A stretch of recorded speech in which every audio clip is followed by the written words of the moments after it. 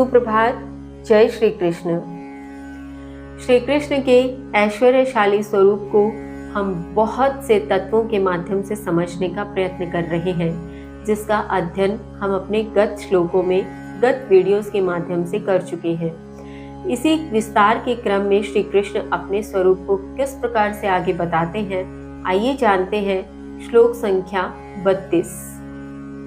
सर्गानामादिअन्तश्च मध्यं चैवाहमर्जुन आध्यात्मविद्या विद्यानां वादः प्रौदतामहम्।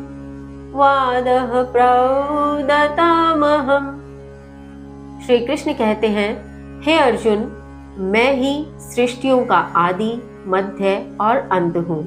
मैं विद्याओं में अध्यात्म विद्या और तर्कों में वाद अर्थात निर्णायक तथ्य हूँ। भावार्थ, यहाँ श्री कृष्ण कहते हैं कि हे अर्जुन, हे पृथा के पुत्र पार्थ, मैं प्रत्येक सृष्टि का आदि अर्थात उसका उद्गम हूँ।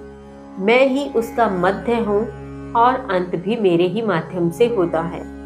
आगे श्री कृष्ण कहते हैं, सभी प्रकार की विद्याओं में सबसे प्रमुख अध्यात्म विद्या मैं ही हूँ।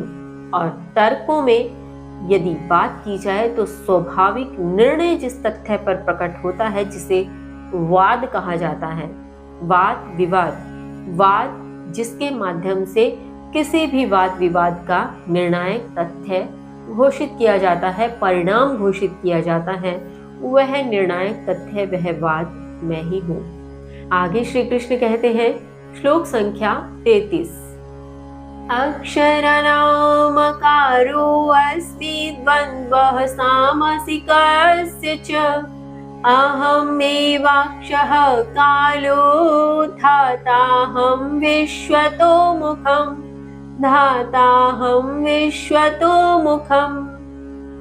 श्री कृष्ण कहते हैं, अक्षरों में आकार और सामासिक पदों का द्वंद्व हूँ। मैं ही शाश्वत काल और धारण करने वाला विश्व का मुख हूँ। भावार्थ, यहाँ श्री कृष्ण कहते हैं, अक्षरों का आदि जिससे होता है आकार, अ स्वर से यहाँ तात्पर्य है कि मैं ही हूँ, जिससे यह अक्षर इत्यादि वर्ण प्रारंभ होते हैं।